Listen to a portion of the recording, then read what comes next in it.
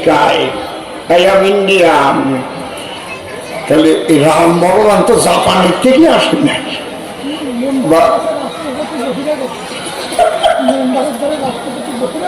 একদম ঠিক কইছে। ও কয় যা বাবা, তাহলে মেম্বারের কাছে তো রাষ্ট্রপতি বহিরাগত, অঞ্চলের যে মেম্বার, রাষ্ট্রপতি আসলে কবে অত বহিরাগত? ভালো বুদ্ধি। চুপ করে থাকেন সবাই, এবার আমাদের আলোচনা করতে হবে।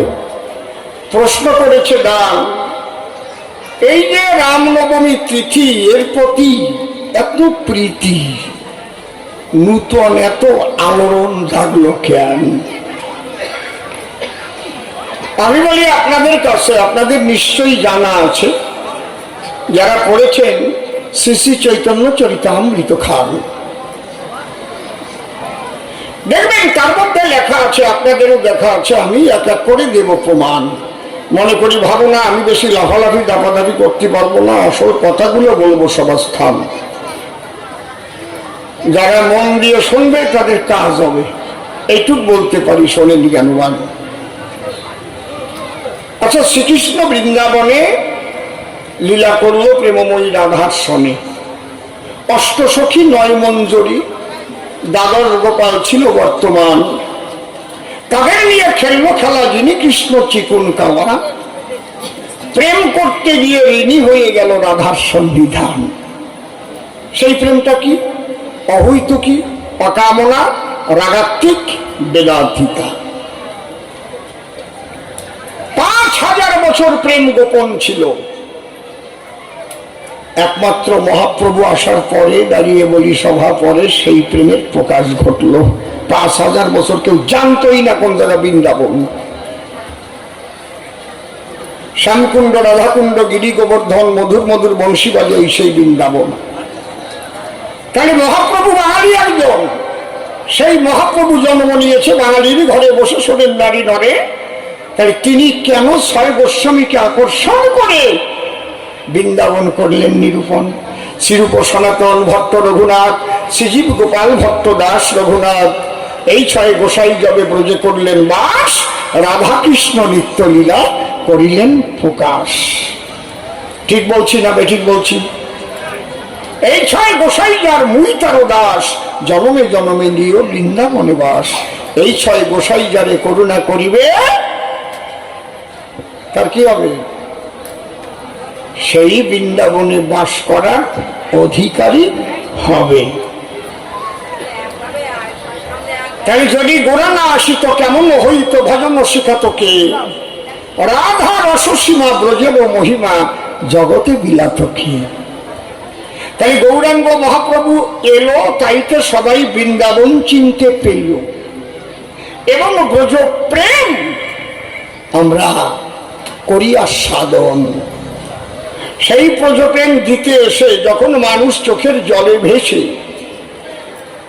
সেই যে মহাপ্রভুর প্রেমেরই প্লাবন, তৎকালীন সময়ে সমাজপতি বামুন যারা মনে মনে ভাবলো তারা আমাদের ঘরের চারা। হ্যাঁ, তার দ্বারা তো আমাদের ব্রাহ্মণ্যবাদের ধারা, এগুলো মানুষ তো করিবে বর্জন। আমরা ব্রাহ্মণ সমাজ, সেই মূল্য তো পাবো না। যদি 1 হরি নামে মাতে সর্বজন, তাহলে আমাদের কাছে বলো দেখি, আর ওই তন্তর মন্তরের দ্বার মানুষ দাঁড়বে নাকি? এই জন্যে মহাপ্রভুকে বাংলা থেকে করল বিতরণ। দেখেন ব্যাপারটা কেমন। এই মহাপ্রভু কৃষ্ণ ছিল, আবার সেই কৃষ্ণই আগে ছিল রাম রাজীব লোচন। তাহার প্রমাণ আমি দিতে একটু চাহিয়ে সভাতে। রাম যে কৃষ্ণ ছিল, কৃষ্ণ যে রাম ছিল, রামই যে কৃষ্ণ হলো, একটু কথাটা শোনা ভালো, শুনে নিবেন জন। রামের সঙ্গে মেঘনাদের যখন যুদ্ধ হয়, মেঘের আড়ালে থাকিয়া যুদ্ধ করে রাবণ তো নয়। নাগপাশ বাণ যখন মেরেছিল, রাম লক্ষ্মণ নাগপাশে বন্দী হয়ে গেল। নাক পাশে হয়ে বন্দি এড়াতে না পারে পায় সঙ্গী, তখন গরুর কে আকর্ষণ করেছিল। আপনাদের কাছে বলে রাখি, যে পাখির নাম গরুর পাখি, ওরা সাপ খায় খুব ভালো। গরু রেখায় সাপ ধরে রাম রঘুবরে গরুরকে যখন করে আকর্ষণ, রামের ডাক পেয়ে গরুর পাখি এলো ধেয়ে, এসে দেখে সর্প দিয়ে বাধা আছে রাম লক্ষ্মণ ভাই দুইজন। খপ খপ খপ খপ করে খেয়ে নিল সর্পদের, মুক্ত হলো রাম রাজীব লোচন।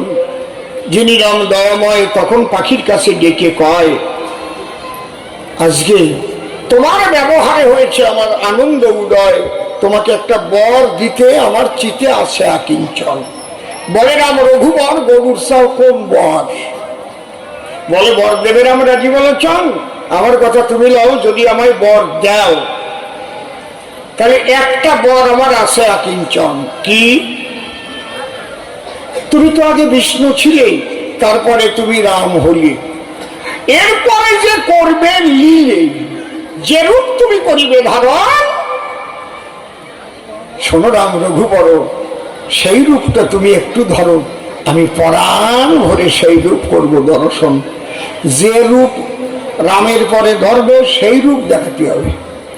রামচন্দ্র করে মনে এ তুমি দেখতে চেয়েও না, হনুমান অদূরে দেখো উকি মেরে চায়, ও যদি বুঝতে পারে তোমার সোজা করবে এক চরে। গরুর পাখি ডেকে বলে রামের ধারে, না না দেখতে পাবে না এ সময়। শোনো রাম রঘুবর, আমি পাখা দিয়ে করব ঘর, তুমি দিয়ে তার ভেতর সেই মূর্তি করো না ধারণ। এইটা বলার সাথে সাথে বলল রাম রঘুনাথে, তাহলে পাখা দিয়ে ঘর একখান করো না এখন। আদেশ দিল রঘুবর, পাখা দিয়ে করলো ঘর। রাম গিয়ে সেই ঘরের ভিতর কৃষ্ণ মূর্তি করিল ধারণ। দেখিয়া কৃষ্ণ মূর্তি গরুরের জাগে অন্তরে অনন্ত স্ফূর্তি, কিন্তু দূর থেকে হনুমান দেখিয়ে কীর্তি ভাবিছে, তখন ব্যাপারটা কি হলো, পাখা দিয়ে ওইভাবে ঘিরিয়ে থাকলো, রাম কোন জায়গায় গেল? রাম দিয়ে হনুমান এসে পড়ল। এ তো আর ইটির গাবনি না, পাখা টান দিলি হয়ে যায় ফাঁকা, বোঝো না? হনুমান বসে শোনে যেন ওই পাখা দড়িয়ে হাত দিয়ে দিয়েছে, টান টান দিলি ভিতরে দেখে নাই রাম ভগবান, কোন এক রূপ, হাতে বাসি, মুখে হাসি। অমনি গর্জে উঠেছে হনুমান, কোথাও রাম রঘুবরে। গরুর পাখি ভাবছে এইবারই মারিয়ে ফেলবে আমারে, পাখা ঝাপটা মেরে গরু উড়ে চলে যায়। বিপদে পড়ল রাম দয়াময়। কৃষ্ণ মূর্তি ছেড়ে দিয়ে আবার রাম মূর্তি ধরিয়ে যখন দাঁড়ায়, হনুমান ডেকে বলে, একটু আগে কোন মূর্তি হলে বড় দয়াময়? বলে, এরপরে আমি কৃষ্ণ হব, তোমারে আমি কি কব? আমি গরুরের উপরে সন্তুষ্ট হয়ে সেই রূপ দেখালাম এ সময়। বলে, বাহ, একটু সাপ খাইছে তাই তো কৃষ্ণ দেখে বেরিয়েছে, আর এত কাজ করলাম আমি কিচ্ছু পেলাম না, তা তুই কি চাস? হনুমান ডেকে বলে, রামের পাশ শুধু সত্য করিয়া ভক্ষণ। আমি বলি কথা প্রসঙ্গে, তোমার আজ রামের অঙ্গে কৃষ্ণমূর্তি যখন করে দর্শন, অন্তরে দেখো ভেবে, এরপর দুইবার যখন অবতারে যাবে, সেই দুই অবতারে তোমার অঙ্গে রাম মূর্তি ধরে আমাকে করাবে দর্শন। ডবল একবার দেখাতে হবে না, কৃষ্ণ অঙ্গে একবার দেখাতে হবে, আর এক অবতারে আবার দেখাতে হবে, তাই আশা মেটবে। হনুমানের বুদ্ধি ওই রকম। এটা গল্প মনে বলছে, কব কব না, থাক কব না, শুনতে চাচ্ছে না, তাহলে কব তুমি কি কব? কব ওই বুড়ি কল পাও পাও, রোয়াস আছে ভালো, চান্দের আলো, সত্যি হাসি দেখি। মানে ও একবার দেখিছে, হনুমান দুইবার দেখবার জন্য আকাঙ্ক্ষা করেছে। এক জেলে কথা মোটে কইয়া না, তোমরা সামনে বইছো, নদীতে গিয়ে জাল ফেলে, মাছ ধরার আশায়, মাছ পায় না মোটে, বড় ব্যথা চিত্ত পটে, তবুও জাল খেপায়। জাল খেপাতে খেপাতে নদীর জলে একটা ছোট্ট পাথর বাঁধিছে জালে, টেনে উঠে ভাবছে পাথর দিয়ে কি করবো, দেই ফেলে। ভাবছিল যে এইবার জালে মনে হয় মাছ বাঁধিছে, একটু ওজন ওজন লাগিয়েছে তো, দাওয়ার দড়ি আস্তে আস্তে টানিছিল আর কি। আমি দেখে তাই মাছ আর নাই, ওই পাথর ফেলাই দিয়ে যাই। এই পাথর ফেলাতে গেল, পাথর কথা বলে উঠলো, রাত ফেলিস না। কিডারে কথা কয়? হ্যাঁ, কেউ নাই এই জায়গায়। বলে আমি। বুঝিস না? তুমি কি? বলে আমি কল্প পাথর। কি হবে? বলে আমার কাছে যে যা চাবে তাই পাবে, যে যা চাবে তাই পাবে, কিন্তু সে যে গ্রামে বাস করে, আমি বলি তোমার ধারে, যে চাবে যা পাবে গ্রামবাসীদের ডবল ডবল হবে, এমনি হয়ে যাবে। ও মনে মনে ভাবে তাই দিয়ে পাথর নিয়ে বাড়ি তো আগে যাই, তাহলে চাবই না। আমি যদি 100 টাকা চাই, সবার 200 টাকা হয়ে যাবে রে ভাই, এই কথা কয়ে না। পাথর নিয়ে তাড়াতাড়ি চলে গেছে নিজের বাড়ি। বাড়ি ছিল একটা ঝুড়ি, ওই ঝুড়ি দিয়ে চকির তলায় দিয়ে পাথর ডাকিয়ে রাখছে। ডাক দিয়ে কয় বউয়ের কাছে খবরদার করি, মানে ওই ঝুড়ির তলে যা আছে ও কোনো সময় হাত দিবি না, বর্ষ হয়ে যাবে কিন্তু।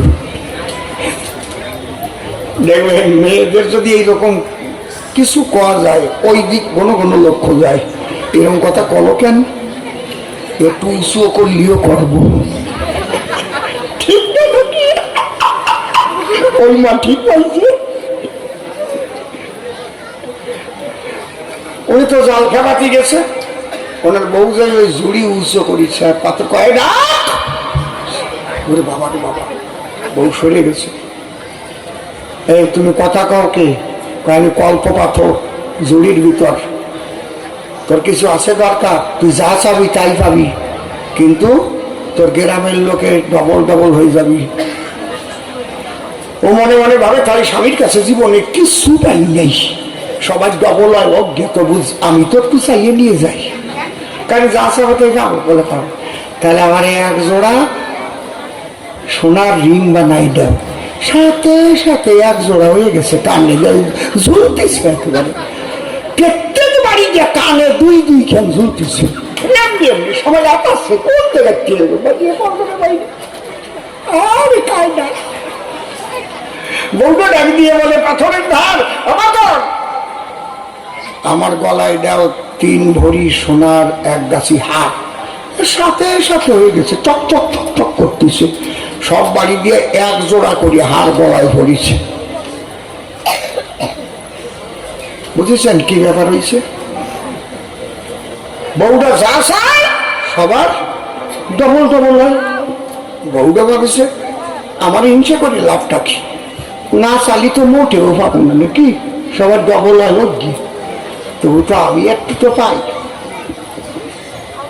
ব্যাগ দিয়ে পাথরের ধারে আমাদের যাবে 1 তলা 1টা বাড়ি করে, সাথে সাথে হয়ে গেছে কলম দেওয়া বাড়ি, একদম সব বাড়ি 2 তলা বাড়ি হয়ে গেছে। এইবার সব লেক হয়ে গেছে, আর গ্রাম নাই। উনি জাল বাইয়ে ঢুকতেছে, দেখে কি সে গ্রাম গেল কোন যাবে।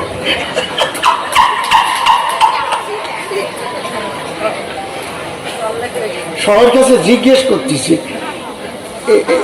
এই জায়গায় সে ফুলতলা মন্ডলপাড়া ওই যে নতুন মোড় ছিল না, ছিল তো, আছে তো, এত দোতলা বাড়ি কেন? তা বলতে পারবো না, ঘপা ঘপ হয়ে গেছে।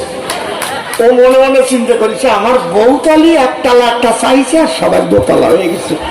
এবার খুঁজি খুঁজি দেখতে হবে 1 তলা যেটা, ওইটা আমার বাড়ি। খুঁজতে খুঁজতে নিজের বাড়ি গেছে, বউ সোনার হার সোনার দুধ নিয়ে বসে রয়েছে। তাই তুই কি করেছিস? তাই পাথরের দ্বারা চাইয়ে নিছি, তুমি তো দিবা না। স্বামীর রাগ হয়ে গেছে, পাথর আমি যা চাবো তোমার কাছে দেবা তো? দেবো তো, বলাই তো আছে, তুই যা চাবি তাই পাবি, আর সবার ডবল ডবল হবে, হোক। আমার বাড়ি দুই পাশ দিয়া 10 হাত মুখ আর 20 হাত খাড়ি গর্ত করে দাও। সবাই এক সালারও বাড়িতে বাড়িতে দেবো না, সবার বাড়ি চারদারে গর্ত হয়ে যাবে, বাজার করতে পারবি যে ওর বাড়ি দুই পাশে 10 হাত মুখী আর 20 হাত খাড়ি গর্ত হয়ে গেছে, সব বাড়ির চারপাশে গর্ত হয়ে গেছে, ডবল হয়ে গেছে। দাঁড়া, এখন আমার চাওয়া হয় নাই, বাবিয়া না, আমি আর চাবো না। চা তুমি এক্ষুনি আমার একটা চোখ করে দাও কানা।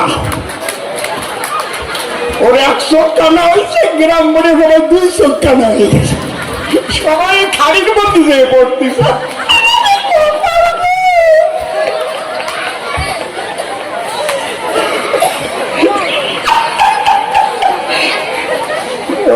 দেখো হাঁস ফিরেছে তো আবার নাকি, হাঁস না ফিরলে কিন্তু অসুবিধা আছে। আমার জীবনে 2 জন মরিছে আস্তে আস্তে, কমে আমি শুনে মানে একদম চোখ শুয়ে করছি।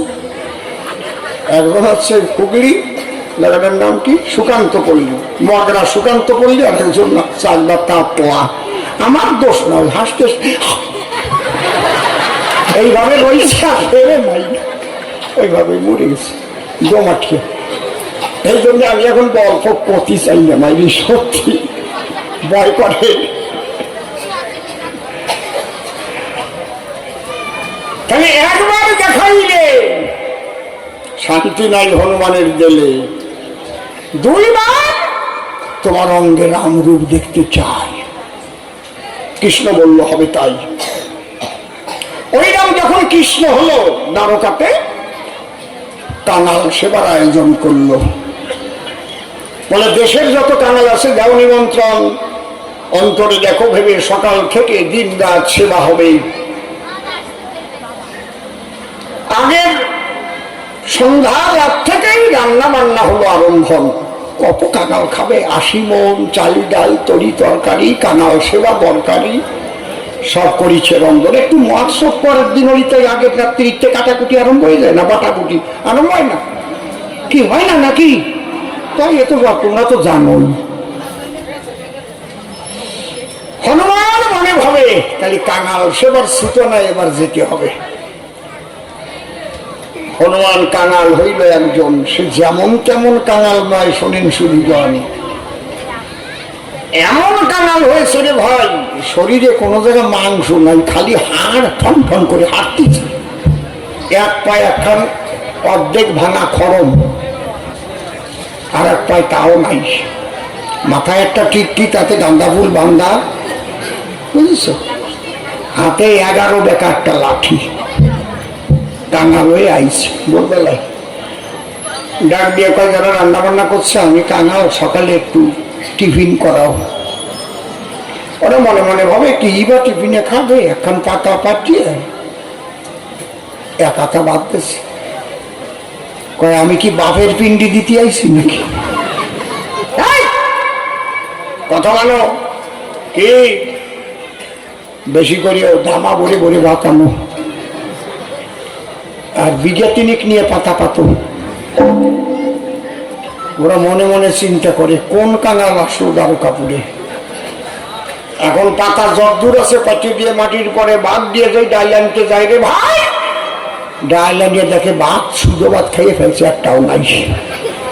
ডাল দিয়ে যখন ভাত আনতে যায়, বলি সবার পুরো ভাগে ভাত নিয়ে আসার আগে ডাল সব খায়, সব খেয়ে ফেলতেছে।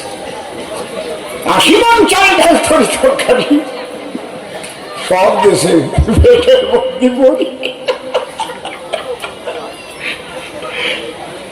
এখন ওই হনুমান কাঙাল বেশি, হনুমান দেখে বলে ওদের সন্নিধান, কই আরো আর, কয় আর তো রান্না নাই, কয় যেটা কাঙাল সেবা দেশে ওইটারে আন ধরে খাই, আমার এখনো টিভি নাই, এরপরে দুপুরে খাওয়া বাকি আছে। ওরা দৌড়ে কৃষ্ণের কাছে গেছে, ঠাকুর কি সর্বনাশ হয়ে গেছে, রাক্ষস ঢুকিছে কাঙাল বেশি, 80 মন চাল ডাল তরি তরকারি আমরা সব রান্না করি। ভোরবেলা এসে কাঙাল ডাক দিয়ে কয়, অন্তরে আমার আছে বাবু, আমি একটু টিফিন করবো, আমরা বাদ দিছিলাম 1 পাতায়। কয় আমি বাপের পিন্ডি দিতে আইছি নাকি? এই 1 পাতায় বাদ দেওয়া পাইছিস কোন জায়গায়? কথা কই না। দেখে বলে আমাদের সাক্ষাৎ 2-3 বিঘে নিয়ে পাতা পাত। তারপরে দিছি নাই কিছু, মানে খালি কড়াই নিয়ে বসে রয়েছি। এই কথা বলার সাথে সাথে ভগবান শ্রীকৃষ্ণ জগন্নাথ সত্যভামার কাছে ডেকে কয়, সত্যভামা, আর কেহ নয়, দ্বারকায় এসেছে, পবনত নয়। তুমি কথা বলবে, সীতা মূর্তি ধরে থালিকায় অন্ন ব্যঞ্জন ভরে হনুমানের গোচরে গিয়ে দাঁড়াবে।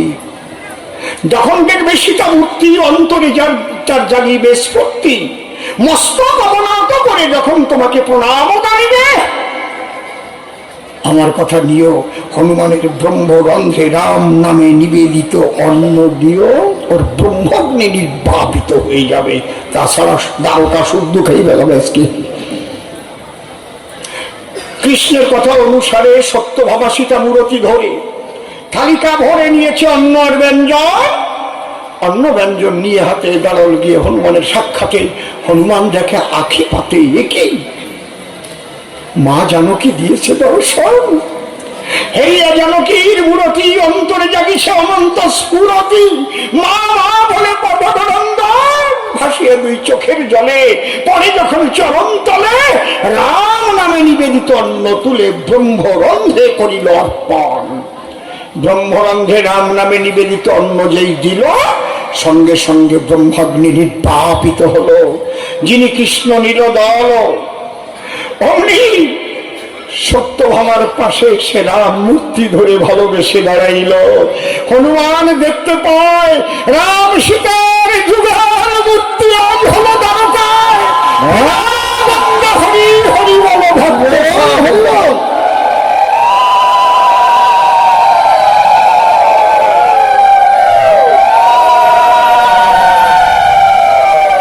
এ কথা জানা ভালো।